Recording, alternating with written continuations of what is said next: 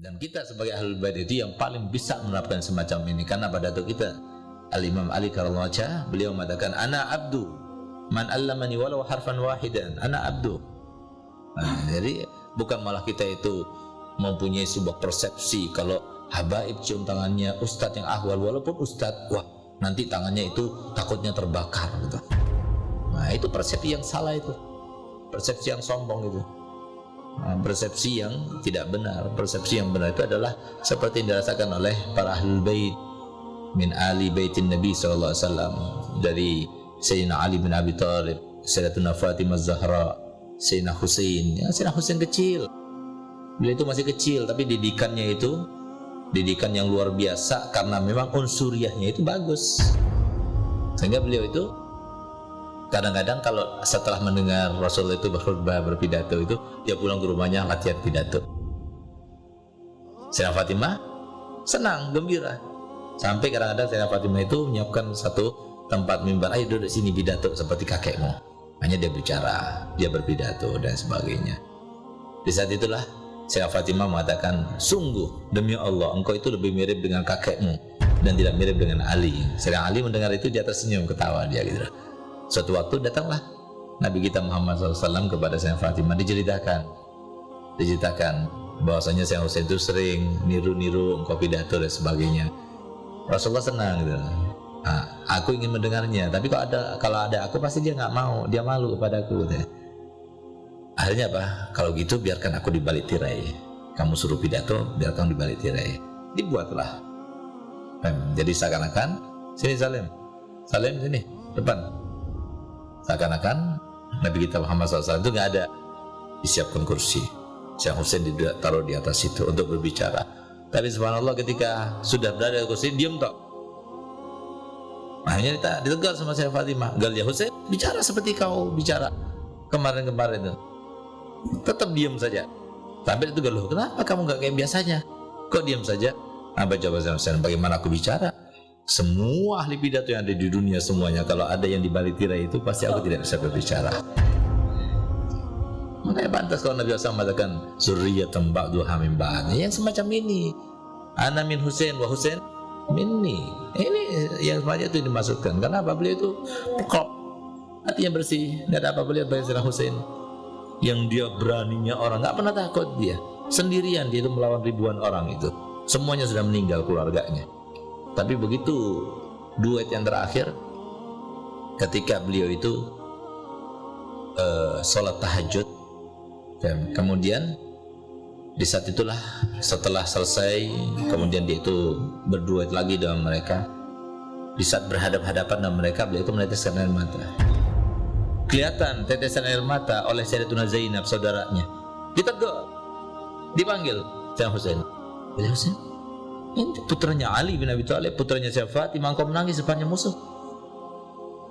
Engkau takut kepada mereka untuk menegakkan kebenaran. Engkau memalukan keluarga Nabi SAW. Apa jawaban Zainab? Ya Zainab, aku menangis bukan karena aku takut pada mereka.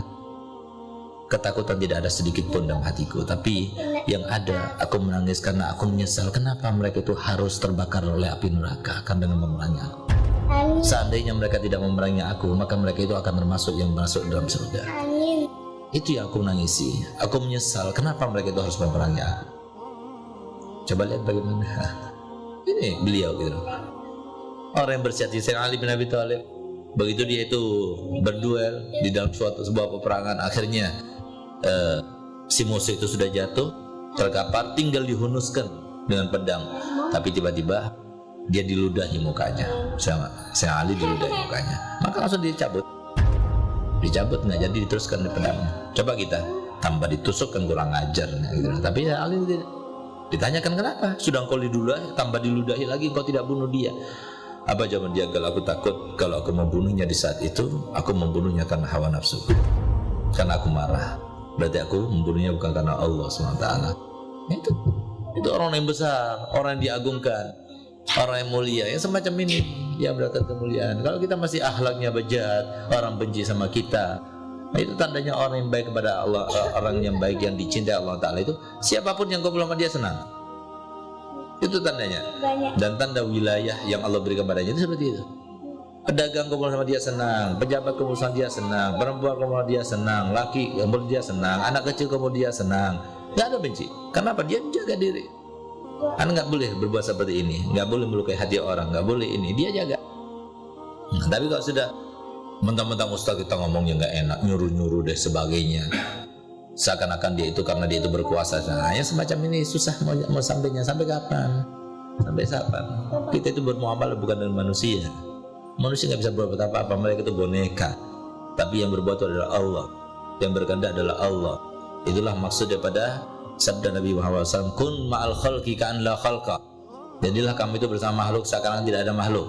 Kamu sama Allah, bas. Di dunia ini sasarannya kamu, sasaran semuanya kamu, nggak ada yang lainnya. Kamu, orang lain itu urusan lain.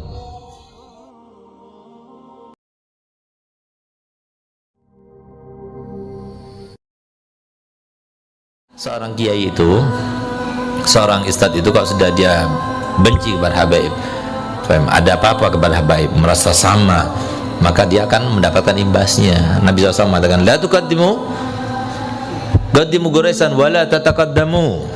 Camkan baik-baik itu, catat di dalam hati. Qaddimu Quraisan wala tataqaddamu wa illa, terusannya apa? Fatah laku. Habis. Itu sistem yang berlaku. Qaddimu Quraisan. Jadikan mereka itu termasuk pemimpin. Dahulukan mereka dalam hal apapun. Lihat Kiai Hamid, beliau mau jadi imam, lihat dulu. Ada habaib nggak mau jadi imam, walaupun kecil suruh jadi imam. Kenapa? Dia tahu nyambung sama ilmunya Rasulullah, nyambung dengan cahayanya Rasulullah SAW. Lihat Kiai Khalil Bangkalan, beliau itu diundang dakwah. Di tengah perjalanan dia melihat seorang habib, dia sedang minum-minum di jalanan, sempoyongan, diambil sama Kiai Khalil Bangkalan, dibawa pulang ke rumahnya, ditidurkan di tempatnya, di rumahnya, dimuliakan, dikasih makan. Ini setelah dia itu bangun, dia kaget, di mana ini? Di mana saya? Antum di rumah saya, Bib, saya Khalil, dia bilang gitu. Masya Allah, ini Mbak Khalil, ya. Bagaimana engkau masukkan aku di tempatmu ini? Kali ya, saya malu, Bib, saya melihat anaknya Rasulullah ada di jalanan, Bib, apalagi minum-minum, saya takut sampai mereka itu kurang ajar nanti sama Habib, saya bawa antum ke sini. Dipandang sama beliau.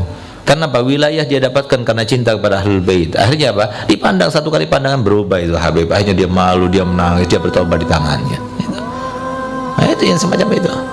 Udah hampir sekarang lihat bis-bisan Kiai Hasan Genggong, bis-bisan Kiai Hamid, bis-bisan, Masya Allah. Sekarang sudah ngaku habaib semuanya, repot sudah. Siapa yang mencinta?